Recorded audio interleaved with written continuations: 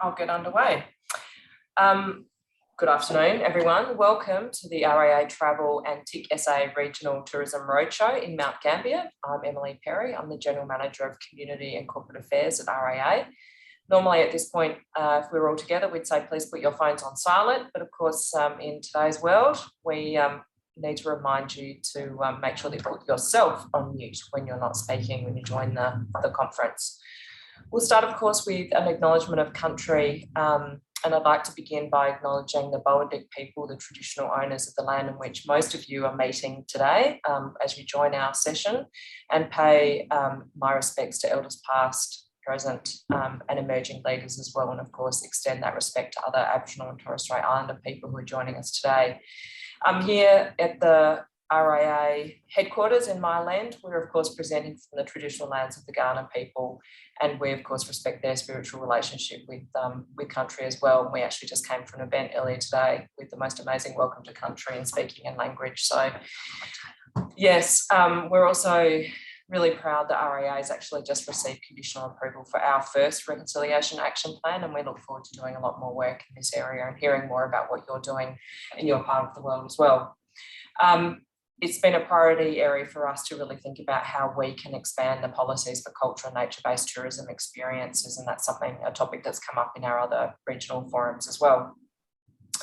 Sorry that we're not able to host today in person, but obviously with the ever-changing environment, it's the safest option for us. And actually what we found is the virtual format, I think, has actually enabled more people to participate in lots of ways.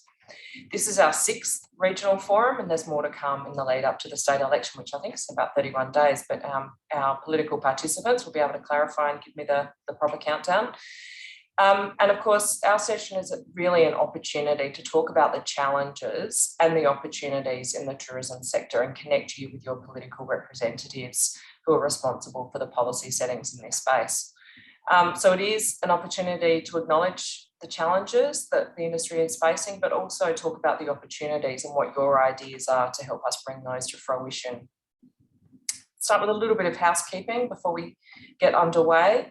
Our webinar is being recorded, you would have noticed, and we'll be able to share the link with you after the event as well. So please revisit the content and share with colleagues.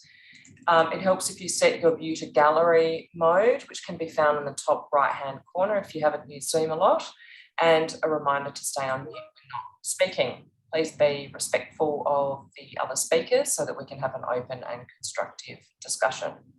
We'll hear from our speakers shortly and maximise time for Q&A. When that time comes, a reminder to use the raise hand function, the technical version, as in the technology version, not necessarily the in-person version, because we can't always see you. And we'll invite you to join the discussion. A really great feature is to use, when you've got comments or questions, to use the Zoom chat function so that when you do think of a question for the speakers at any point, just type it in there and then we can come back to it as soon as we open up for more discussion. We've had a lot of great feedback and questions already from your businesses and from the region, and so we'll start the Q&A sessions with the questions we've already received. We have 5 speakers today, so can I please start by introducing Shaun de Bruyn, the Chief Executive of TiCSA, Gina Norman, RAA General Manager of Travel and Distribution, here in our, looks like a studio situation. Troy Bell, the member for Mt Gambier, is also sitting alongside, who's waving to you now, Ben Hood, who is the Liberal candidate for Mt Gambier, and you can see Zoe Bettison there as well, who is the Shadow Minister for Trade, Tourism and Investment. I should also mention that we've got Charles Mountain from our team. He is the RAA Senior Manager for Safety and Infrastructure, so he can lean into the conversation, particularly around the connection between roads and tourism, if this is an area that people would like to explore. We will also have Biddy Shearing, the Limestone Coast Regional Tourism Manager, online, so great to have you with us today. I'm going to start with our first speaker, Shaun, who I just introduced a moment ago. He's a familiar face, no doubt. Shaun has deep and varied tourism and business experience in this sector, particularly in relationship management, business planning, destination and experience development. marketing and distribution, as well as the government engagement, which he does such a great job of in his role at TiCSA and strategic management for more than 20 years. So I'm going to invite Shaun into the conversation, and hopefully you can see the presentation slides now. Shaun, over to you. I can. Thanks so much, Emily. Thank you for the introduction. I've got 3 minutes, so I'll put my stopwatch on. It's great to be here today. Thank you to RAA for the partnership. Thank you to our guests, Troy, Ben, Zoe, and Biddy for their support of this event. We can see here, my first slide talks to the challenges that industry is facing. Every quarter we do a business confidence survey. This is the October, November, December months. And you can see there that there's a significant downturn in business activity and also business outlook. We had 370 businesses across the state fill in a significant survey, and this is the data that they've showed. So it's incredibly challenging for many tourism businesses across the state, but not all, but definitely many.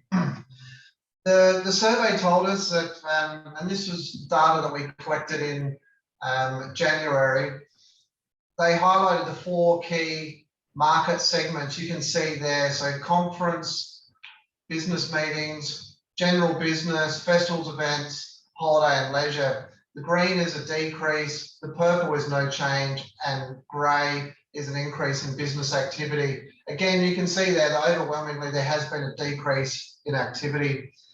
Businesses told us 64% said that they're expecting a significant downturn in 2022.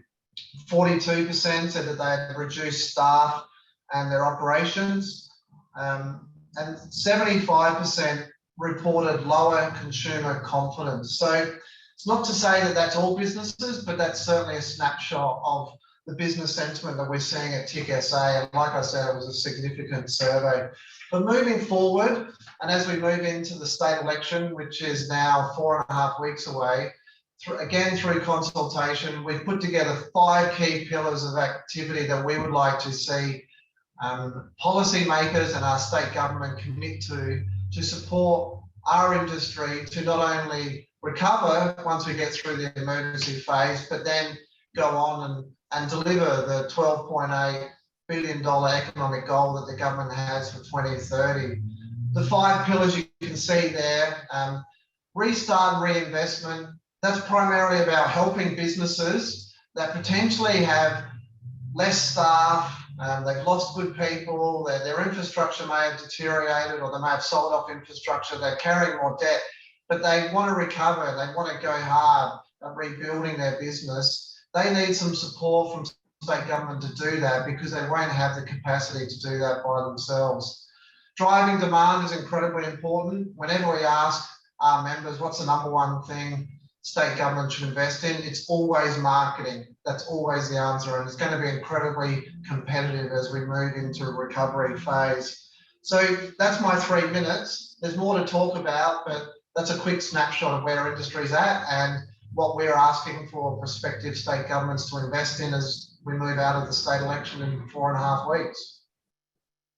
Thanks, Shaun. That's a great framing for the conversation that we're going to have. And can I also just, it was remiss of me, obviously in the virtual world that we are, I don't have a good sight of the room, but I understand that Catherine Davies, the Labor candidate for the electorate, is also in the room with you up there.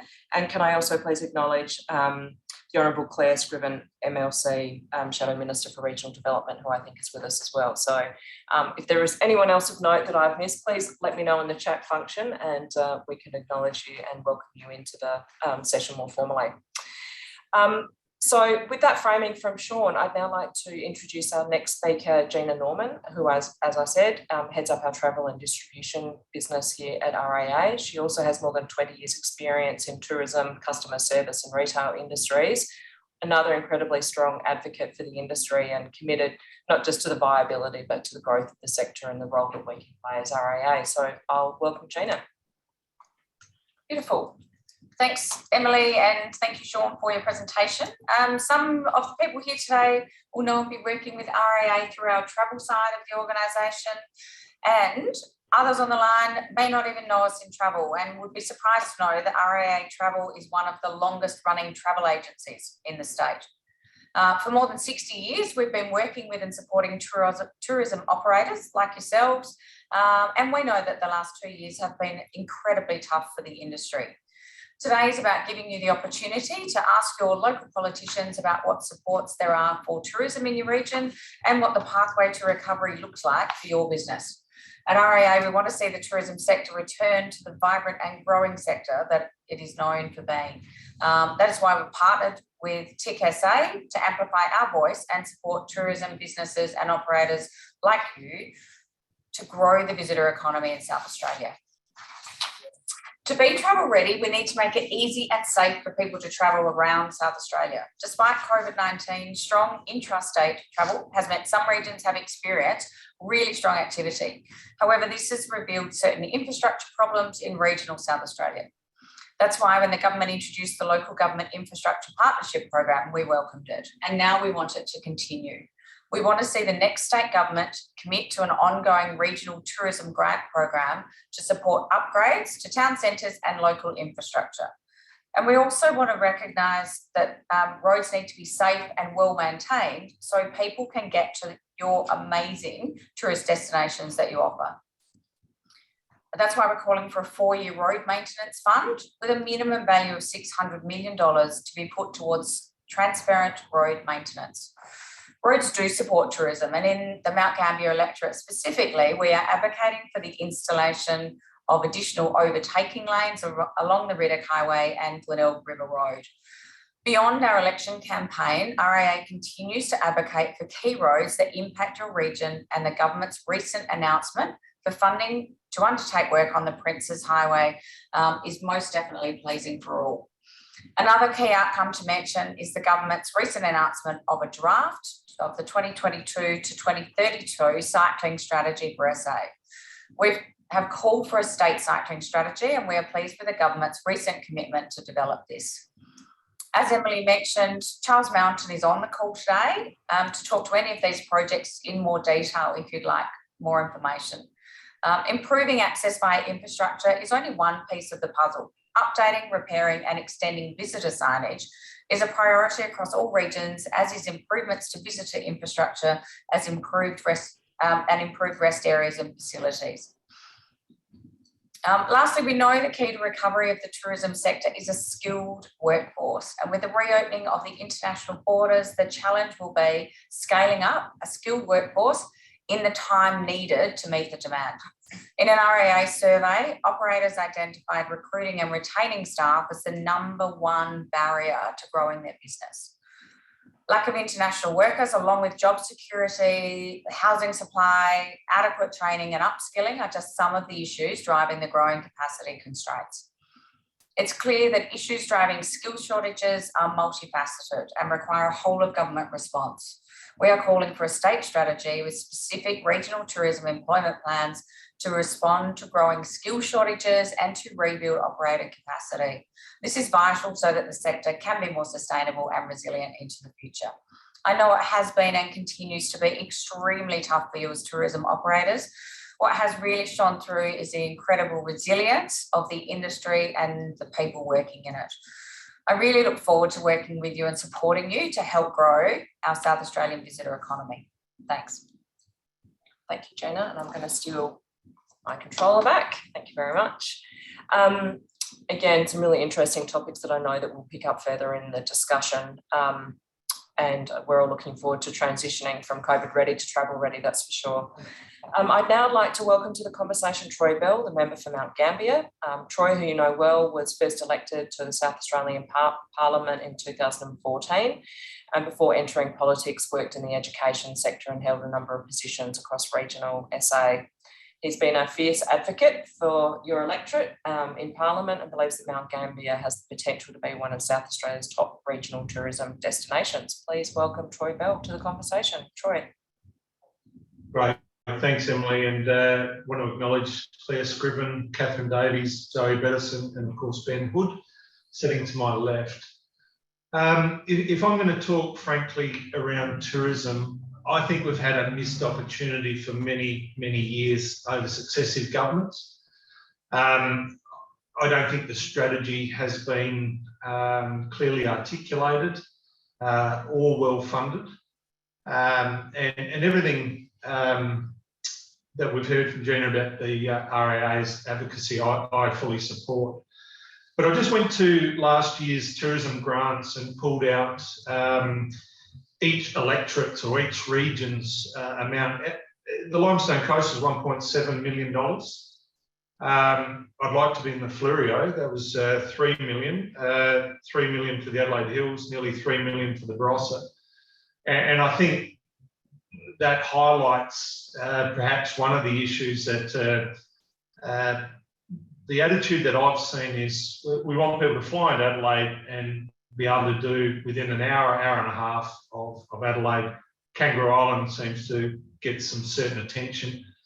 But quite frankly, the 1.7 million that has been given in grants, I don't think has attracted one extra tourist to the Limestone Coast. I could be wrong. And you go through each of the grant recipients, it's all around room upgrades or accommodation upgrades. And quite frankly, we've got to get past this notion of being a drive-through destination from either Melbourne to Adelaide or Adelaide to Melbourne. We have to position ourselves as a destination in its own right. We need to make sure that, well, in my opinion, the focus should be on product development.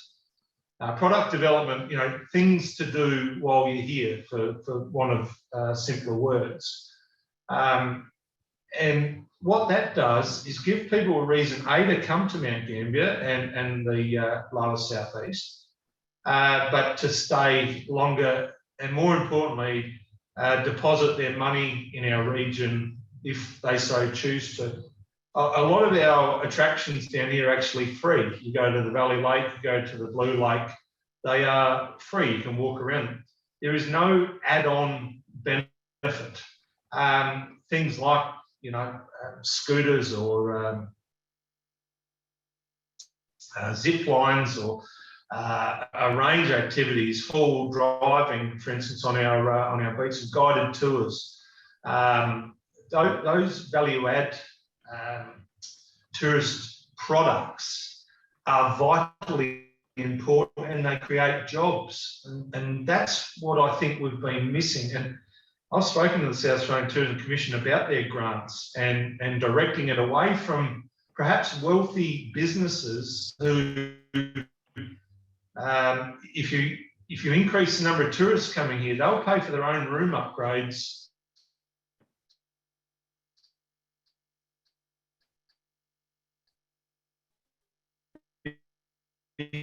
Because their occupancy rates are receiving hundreds of thousands of dollars to improve their businesses, when the main aim of the game is to attract people here through product development and activity, and yet it seems to be completely lost. I've put together a Future Mt Gambier document, which both the Liberal, Labor, SABS and Greens have. That calls for a $6 million investment over 4 years for tourism for our region. Of course, it includes signage, promotion, but the focus has to be on product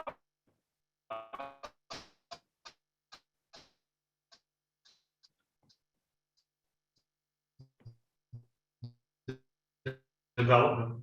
Getting people here, to one of the theme parks up there. If I get out of there for under a couple of $1,000, I think I've done pretty well. Now that's great because it employs a lot of people and generates tourism opportunities and attraction. You could bring the same family to Mt Gambier and get out of it for a couple of $100 because the attractions either aren't here or aren't fully developed or aren't. So somebody staying in a slightly better room, I don't think is bringing people to the Limestone Coast. So that's my 2 cents worth. I think our future lies in product development, having a focus on that as us as a destination, not as a drive-through short stay. Thank you very much for that, Troy. And I think that product development and experiences is something that will come up in the discussion, so I'm looking forward to that. I'll now welcome the gentleman to your left into the conversation, Ben Hood, the Liberal candidate for Mt Gambier.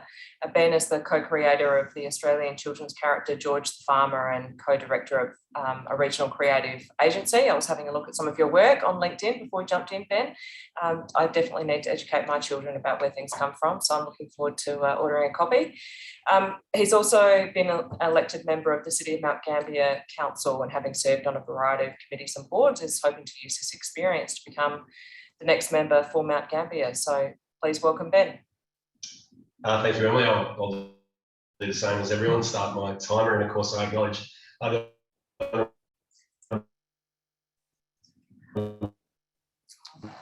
Having a little bit of Catherine Davies.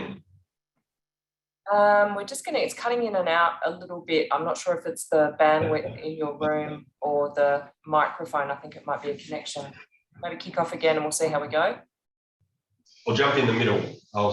Belly and I will just swap spots. But yeah, thanks to TiCSA for having me on, and again, it's great to see everybody here on this call. I'll certainly make no bones about it.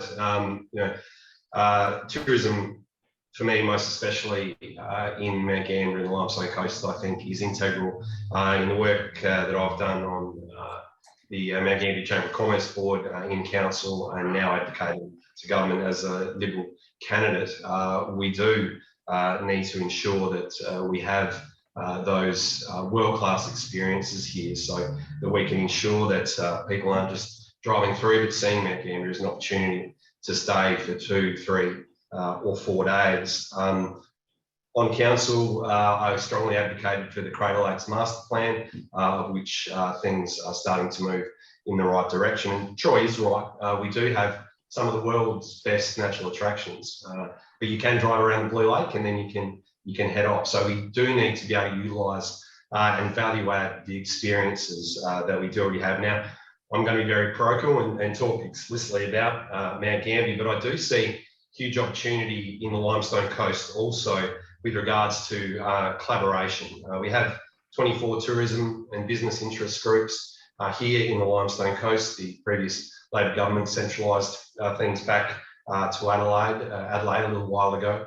And we need to ensure that we're rowing all in the same direction.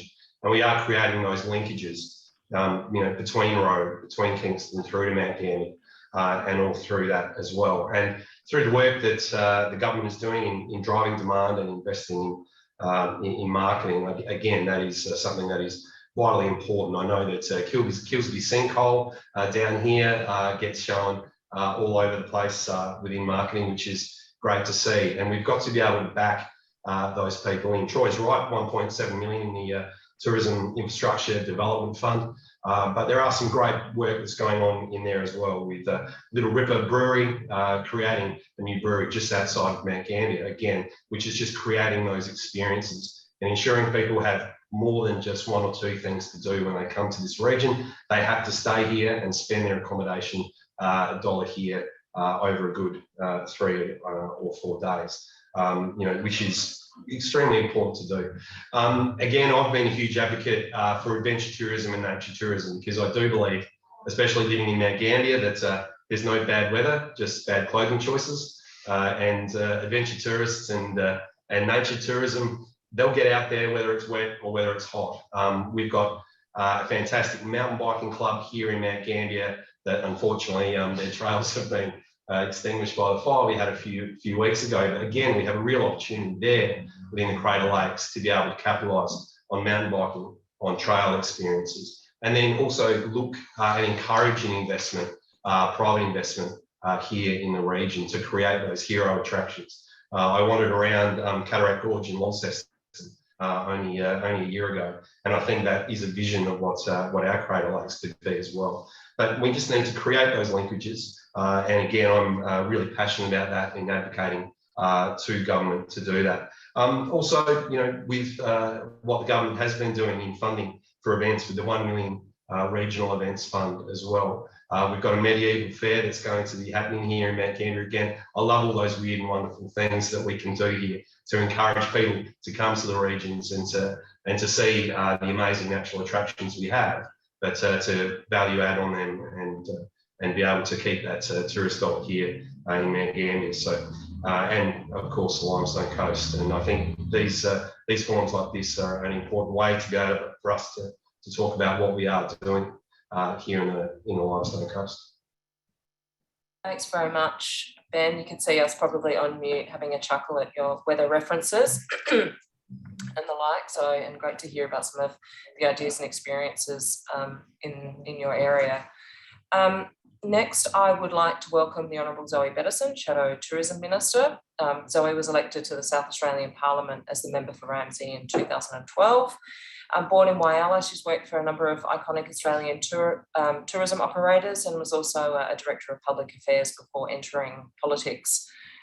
She believes that increased international trade and tourism will bring more jobs and opportunities for all South Australians, as you can see from some of the signage behind her.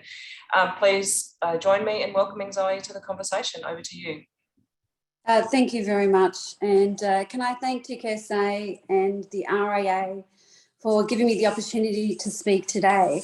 My colleagues are there, Troy and Claire, and my potential colleagues of Ben and Catherine. So it's great to have you there.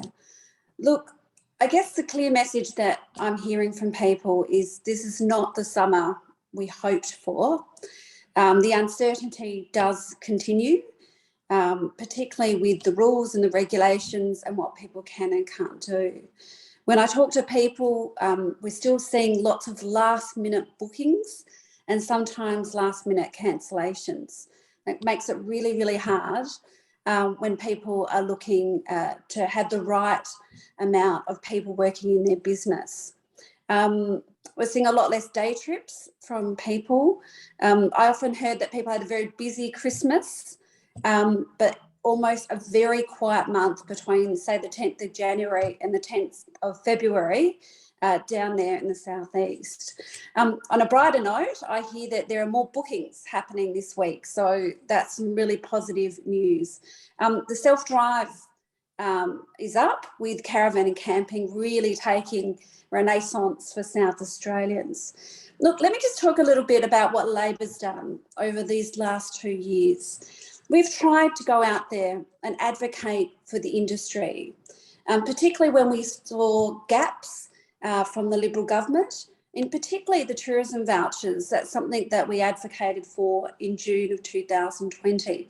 And now we're here about to release round 8 of the tourism vouchers. And for me, it's incredibly important, particularly when JobKeeper ended, that we were still saying to South Australians, this is an industry that has suffered greatly, continues to suffer, and needs our continued support. Of course, Labor has called for a few other things that haven't been taken up. We call for immediate support and to have automatic triggers for government support, particularly when you have restrictions greater than 50%. We've seen that particularly impact the hospitality industry. Also, when we've seen cancelled bed nights, we think that there should be an automatic payment. So we have seen the Liberal government come out with some payments, but they've been quite delayed. It's only when people have really suffered that it's happened. We really think that there should be automatic triggers for what's been an industry that's been incredibly impacted. And of course, we've called for an extension of the JobKeeper Commonwealth program. While many industries have actually quite flourished during COVID, tourism, hospitality and the arts continue to be impacted. So what are we looking at as we go into the election very shortly? Well, we're going to be looking at recovery and to build back. So our focus will be marketing South Australia as a destination. It will be event support and business development. And we'll be announcing our full policy in the very near future. But look, before COVID, we had some real challenges. And this is something I called out as Shadow Minister, is the deep, deep cuts that this government put in the tourism budget. Now, we're talking about $24 million of cuts There was an $11 million immediate cut, then $12 million over the forward estimates. Now, this is a crucial industry. Before COVID, 8.1 billion at its highest ever, a huge employer, and just as many people employed in the regions as it is in the metropolitan area. So these cuts are something that I've campaigned about from some time. You see the tourism equals jobs slogan, that's something that came out for me in late 2018, because before COVID, there were more than 40,000 South Australians employed in tourism. We know that's an incredibly competitive industry.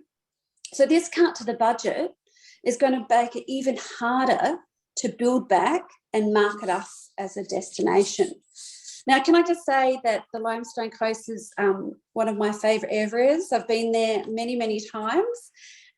Most recently, I took my family for an 8-day tour of the Limestone Coast. I really wanted to immerse myself and see what we have to offer. And look, the reality is you have many hero attractions, the natural beauty, the adventure, it's all there. But I concur with Troy and even Ben saying what we really need is to add commissionable product to those natural attractions. I mean, the caves are extraordinary to go there. And I even dragged an 11-year-old around the Blue Lake. Let me tell you, I don't encourage dragging the kid around, but what else was there for us to do once we stopped the Blue Lake? We took a beautiful photo. We really enjoyed it, but I think there's great opportunity that is there.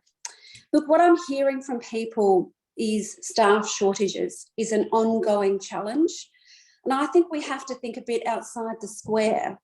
I've got a great idea of a gap year campaign to encourage people who finish year 12 but aren't ready to go overseas to spend their time in regional South Australia, whether it be in tourism or hospitality or in our agricultural industries who are dying to have staff, and while we don't have those backpackers coming to help, we should be saying to our own kids, spend some time in the regions. Look, I was looking at what you've been talking about before.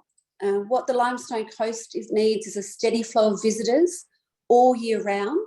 You need permanent work for those who are in this industry, more leisure and business events with a focus on multi-stay events and making sure we have online bookable experiences. Look, I certainly think it's a fantastic area. I've heard the message about spending and investing more, and I'm very, very keen to continue that conversation. If we're successful at the election on the 19th of March, I really think we're underdone in the Limestone Coast. And if I'm Minister for Tourism, I'll continue to work with you to turn that around.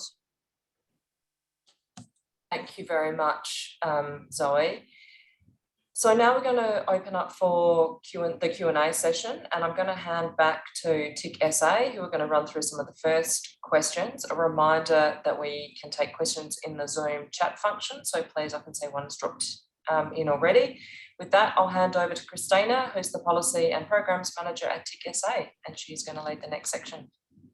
Wonderful. Thanks, Emily. And thank you, Troy, Zoe and Ben, for joining us to discuss those really important policy issues and opportunities for tourism in both South Australia, but specifically in the lower southeast and Limestone Coast.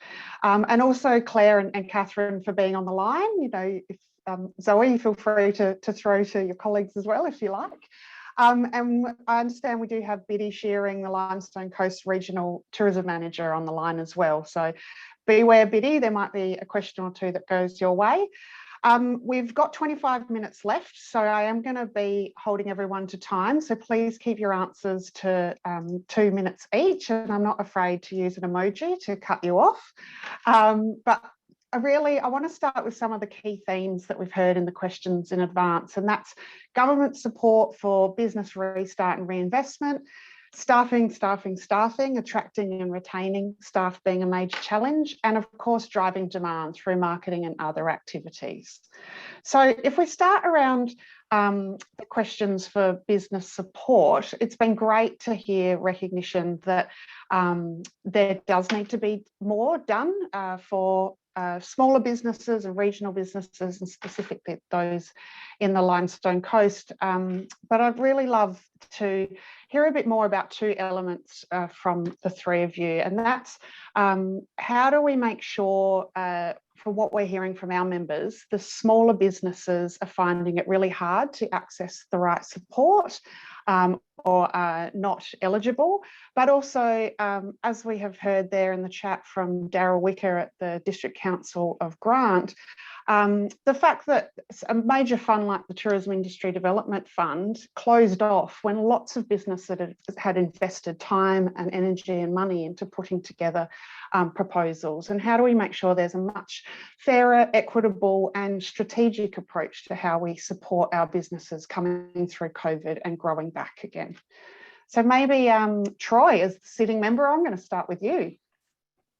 Yeah, absolutely. I guess to broaden that out a little bit, one of the disappointments that I've got is the disparity between regional and city. A number of hospitality owners are, confused at why, there's a $100 voucher to stay in the city, and it's only a $50 voucher to stay in the regions.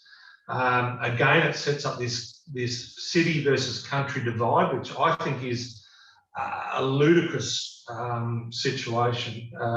Whether you're in the city or in the country and you're in a downturn, you're both doing it tough.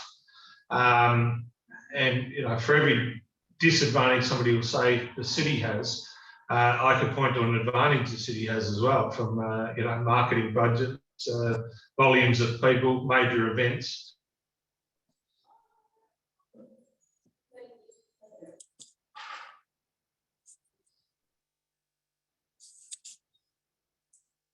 Well, I think Troy seems to have a whole range there. of things that are benefits to the CBD. We could be hitting on IT issues, which would be another factor in terms of tourism. We've got you back. We've got you back, Troy. I'm back? Yes. Where did I get up to? We got you the disparity between city and regional and the divide that it creates. Yeah, I just think that's very unfortunate. The other thing that I wanted to say was the unlocking of private capital. There doesn't seem to be any focus on leveraging private capital. We know that staffing is tough, yes. I don't have magic bullets for that. But in terms of going forward, I think IT issues, now that it's hitting us in the face now, is actually an issue as well. Thank you, Troy. Zoe, I'm going to throw to you and get your perspective. Thank you. So I grew up in a country town. Kapunda had 3,500 people, and my parents ran a business. My dad was the local undertaker. And what I took from that time when my parents ran that business is the amount of energy and dedication it takes to run your own business. And for the vast majority of people involved in tourism, they're micro or small enterprises. What we see is people who are working in their business and not always having the opportunity to work on their business. And I think one of the things we need to do is provide that support efficiently and effectively. And I have to say, TiCSA, to give them credit, has done some really very proactive, training, just-in-time training, as I would call it, particularly about responding to the COVID conditions, but also how to market their business, what they might look for in staffing, to look for in a business plan. So I think one of the things in business support is to continue that kind of training and support for those businesses. For most people, they are very dedicated and working in their business, but they need to feel like they have a partner, whether it be the government or the Tourism Association or the RAA, that is supporting them to achieve the best that they can do. I'm also a big supporter in mentoring young people who want to start up their own businesses. And I think when we talk about the activation of these beautiful hero natural attractions that you have, I think that sometimes, you know, the hiring of the bikes, I saw there were some out the front of the library at Mt Gambier, the segways that you could have perhaps going around the Blue Lake, even just a pop-up shop or a kiosk that is near that attraction. I think there's some opportunities for us to look at that innovation, but we also have to be able to support people as they start their own business. When I was down there, I went along to Echo Farm, fantastic operation. We really enjoyed it. And it really filled in a gap that you have there. I also went across to, I think it's the Grilla Burgers, a young person that started up their burger business, saw a space and developed their business there. The question is, how are they supported? Are they being mentored? What's their next stage of business growth? We are a state of small businesses, and I think we could do more to support that industry. Great, thank you, Zoe. And you've got a couple of great segues there for TiCSA and RAA, which I'll come back to, but I'll give Ben the opportunity to respond around business support for regional businesses and particularly small businesses. Thanks, Christina. And yes, so that's natural born gorillas. Some of the best burgers you can get in Mt Gambier. It's a great small business. As a small business owner myself, I certainly know what it's like to be in the thick of it, and of course with our George the Farmer enterprise, with COVID being hit quite hard with events that we do all around Australia. I think from the government's point of view, it really is again just about driving that demand into the region, ensuring that we actually have the people that we can serve. And I think it's also important to note that again, we do and we are a great state of entrepreneurs, and we've got to be able to capitalise on those people who do want to have a crack, who do want to branch out and open up their businesses. And we do that by access to capital. We do it with grants, investment, of course, into new product development, and mentoring. Again, it really is an important part of that, ensuring that we have those connections with the champions of the industry, the people who have gone before and have done fantastic things within the tourism industry, being able to mentor to those people who are up and coming. And it is important that the people from this region and all throughout Australia, South Australia, get out and see what else is happening around and find those niche markets and to be able to capitalise on that. And again, being able to give people the opportunity for access to capital from private investments and grants and investment in product development is going to be an important part of that. And again, if we can continue to just drive that demand by ensuring that our marketing spend is where it should be, going into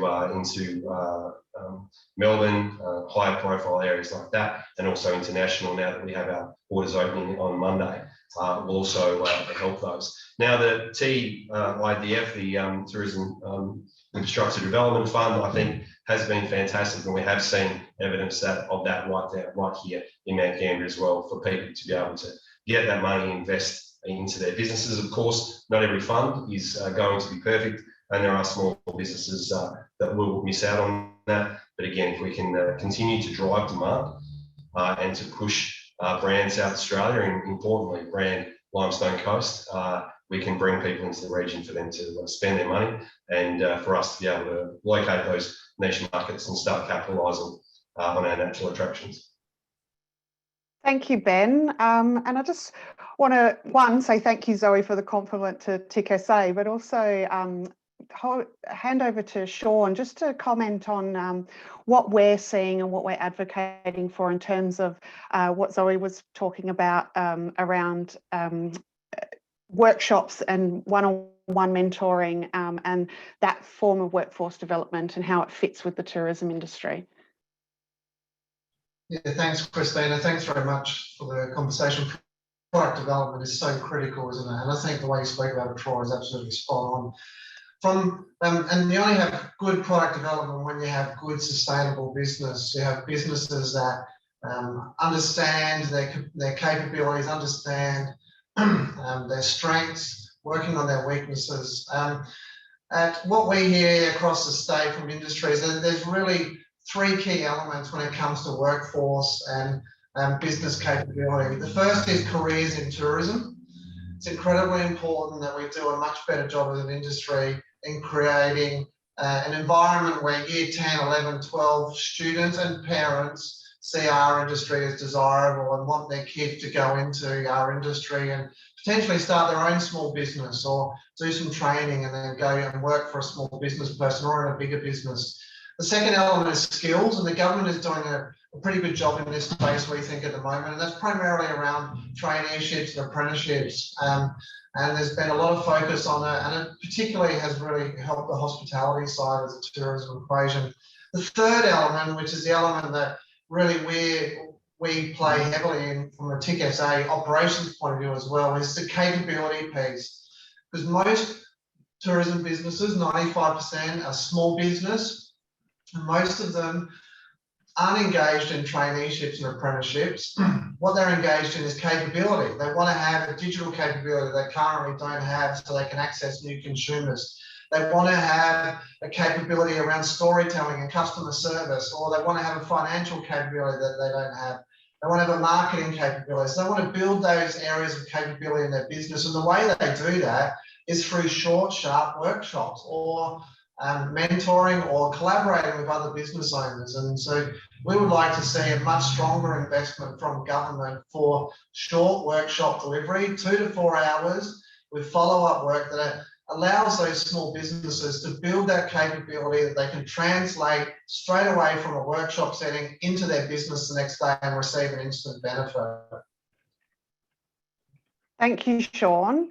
And I'm also keen to hear from Gina from an RAA Travel perspective, because obviously our regional tourism operators are employing local people, and there's lots of discussion around product development and experience development. So any insights that RAA Travel can provide industry would be great.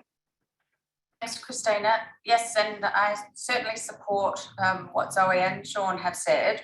One, from that building capability and those micro-credentials that are so essential to running a really successful business, but it has to be done in those small bites that really work with the business and can give you the skills really quickly. And to Zoe's point of having online bookable product, and in the product development, there's the opportunity certainly in the Limestone Coast for collaboration between accommodation providers, food and wine experience providers, and all nature, cultural, adventure tourism to actually collaborate and do an all-inclusive product. The demand that we see for that is massive now, and that's from an intrastate and international perspective of people wanting an all-inclusive package, but developing that on your own with a single business is often difficult. So I would recommend certainly having a collaborative approach and working with other providers and connecting in that through TiCSA or also through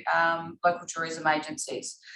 From a distribution piece, distribution is everything when it comes to actually getting a return and filling your experience, your accommodation, and doing it in the easiest possible way. Everyone works incredibly hard to create the experience, and working in the business to do not only the creation of the experience but the service of the all the tourists, and then having to go and find where you're going to get those from becomes very difficult. For us, for RAA, we have a platform that actually offers that digital distribution, and it's an opportunity for any operator within South Australia to list on that platform, and effectively we do distribution for you to an extent, with access to 780,000 members within South Australia, but also we have collaborative connections worldwide through the Auto Club worldwide, and our new platform actually, we have had bookings from international. We've only just launched the new piece in December. So if you'd like information on that and help with understanding that digital distribution and the requirements for it, I price accordingly to support the cost of effective distribution and the investment in it such that it's profitable for you. But if you'd like information on it, my colleague Dougal is on the line as well, but we'll have contact details in the follow-up emails for that too, so that you can get in touch with us and we can help you with that. That's great. Thank you, Gina.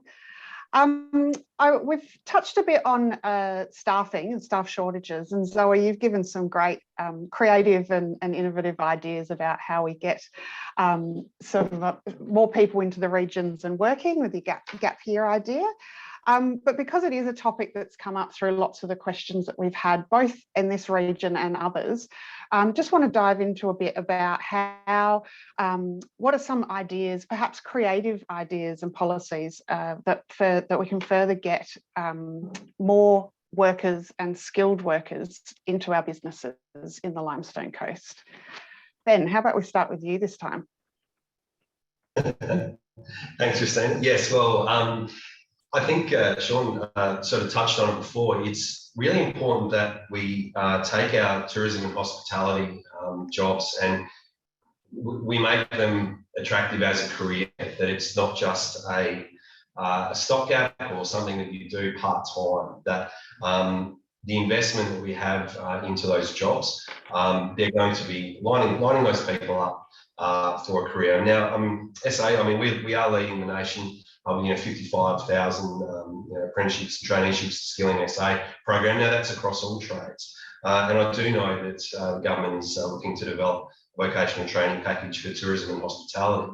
But again, we really need to ensure that when we look to tourism and accommodation jobs, that they can be seen as a career. It's not something that you just jump into and then jump out of. But it's important because of tourism and hospitality being seasonal and of course sort of a bit lumpy, to have that opportunity for people to maybe run nature tours during the day and then they can jump into a hospitality job at night, and being able to have those linkages in between the different sectors of the industry. And it's important that we have the right pathways in the industry as well. The industry and what they need is exactly what they're getting with kids coming out of school and coming out of training. I've spoken with hospitality and tourism operators here in Mt Gambier, and they are really keen in being part of that pathway of industry into school. But we also need to ensure that when our industry are going into schools and fostering those people and mentoring them as well, that it's not going to be at an impost to that business. And I'm certainly advocating for ways that we can think about how we can help business through rebates or other things like that, to ensure that we've got great businesses plugging into great schools to make sure that they get the exact skills they need coming out of it. I think that's a really important aspect. And of course, again, if we continue to grow these experiences, if we continue to make the Limestone Coast even more exciting, then I think more people are going to want to be involved in the industry and be like my mate Dave, who used to be work for a rock climbing company over in Victoria. I mean, the guy was just living his best life, just teaching people how to rock climb. I mean, there's opportunities there in tourism and in hospitality as well for people to have really exciting careers. But it's important that we do make sure that that those jobs are seen as careers and something you can do for a long time and have that fulfillment in it.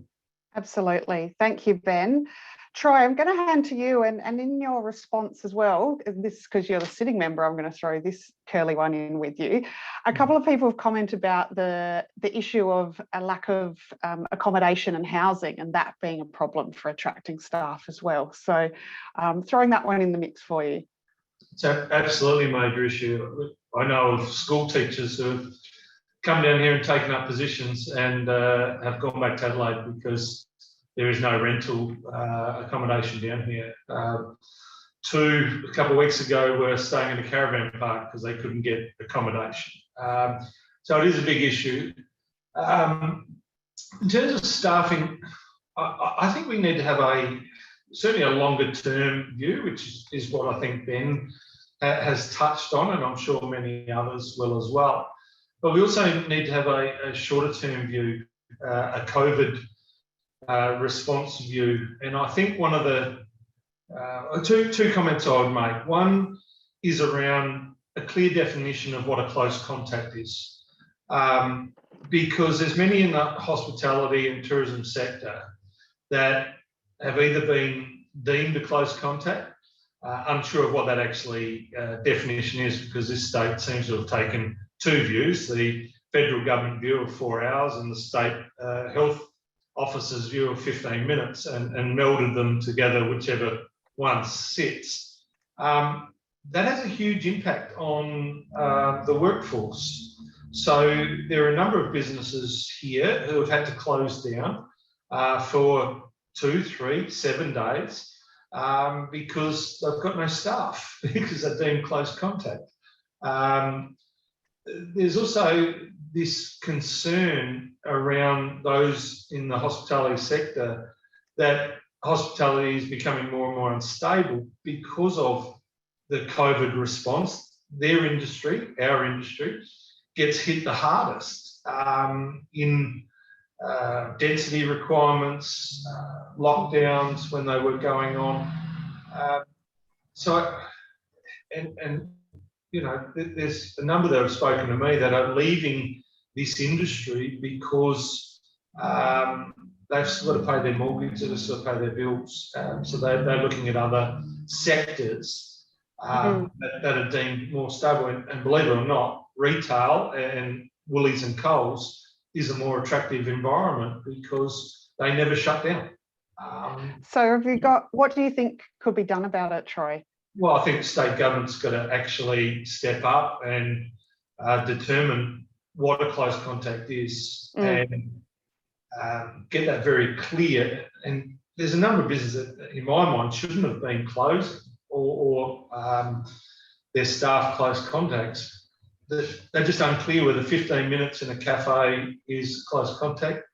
Obviously, I've said it's not, unless you're sitting across the table from somebody both without masks. Certainly serving somebody food or drink.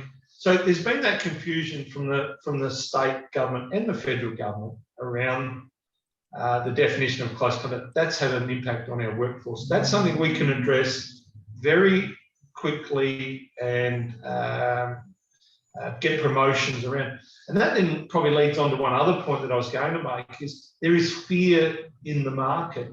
Down here, there's a lot of pubs that have nobody in for lunch anymore. And the only people that have in for lunch are people from over the border. And I speak to the owners of those businesses and they say, well, people are scared to go out. The government's created the fear.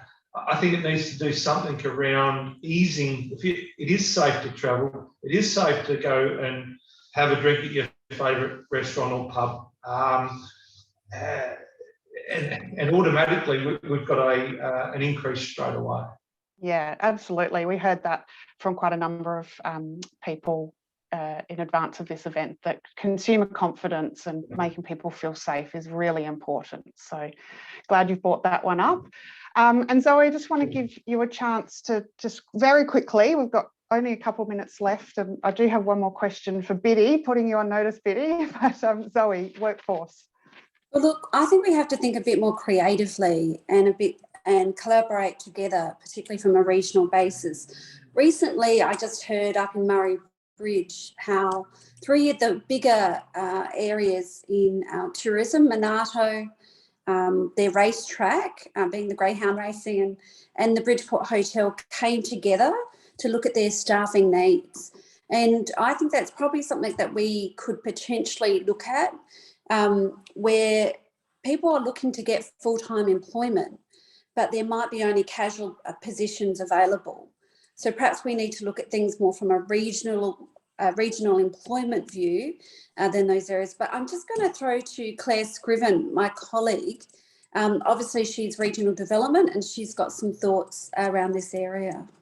That'd be great. Claire, I'm going to give you 60 seconds, but we'd love to hear from you. Right, thank you. Can you hear me? Yes. Right. Yeah, look, I think the point that Troy made about reputational damage to the industry is really important, and the ability to promote hospitality and tourism as a long-term career path and show people what those paths are is really important. But I think those foundational issues around not only housing, which is a huge issue in all of our regional areas, but also things like public transport. I mean, we've got a huge opportunity at the moment with people wanting to relocate from capital cities to regional areas, but they have basic expectations, things like public transport or other accessibility options, as well as housing. And so it's a matter of really looking at integrated policies that will address the entire growth of the region, which will then enable us to attract, that skilled workforce, whether it's, chefs, which has been an issue for many years down here, or all of the other skills shortages that we have. And so that's what I think is important to work. Collaboration is a thing across, our RDAs, across councils, across state government, across industry and businesses. And it's only by really looking at that in an integrated way of how we attract people to the Limestone Coast as a destination to live, as well as a destination to visit, is the way that we're going to be able to solve those skills shortages. That's great. Thank you so much, Claire, for chipping in there. And look, we are at time, but I did want to throw one question to Biddy Shearing, your Regional Tourism Manager for the Limestone Coast. Oh, there's Biddy on the screen.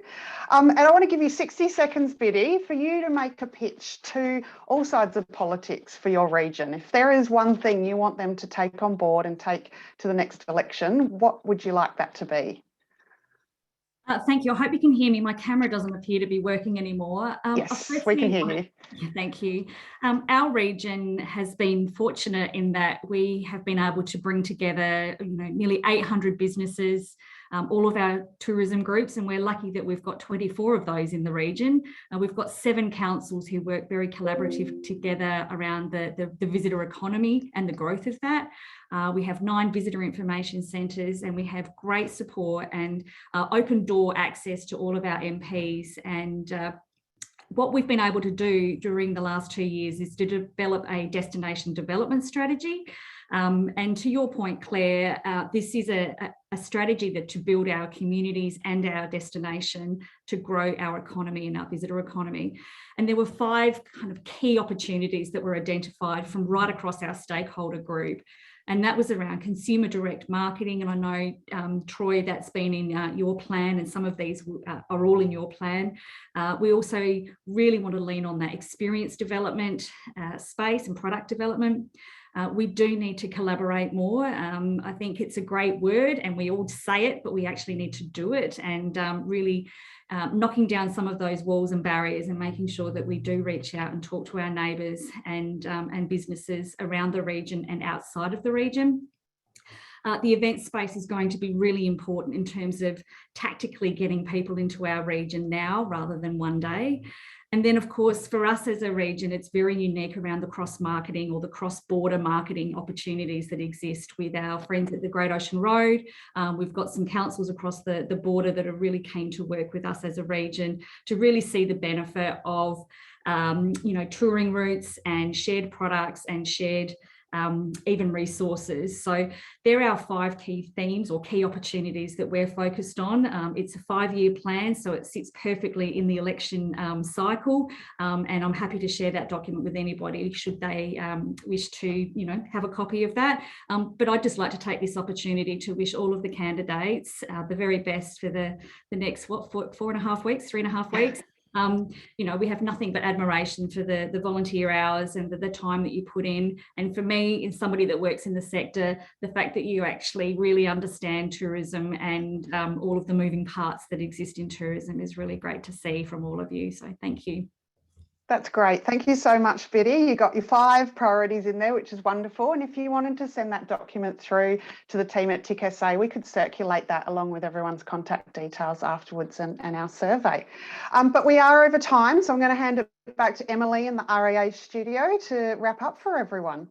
Thank you. And I think Biddy did a fantastic job of summarising all of the issues that were discussed today. So that was the perfect summary. Thank you. And we're also keen to get a copy of that. So that ends our formalities, why tourism matters. There's so much for us to take away and a lot of overlap. I know that Charles Mountain and our team will have noted the comment around community transport too, because increasingly as we go in and look not just at the infrastructure, but how do we make it work more effectively and how do we look after people at the end of the day?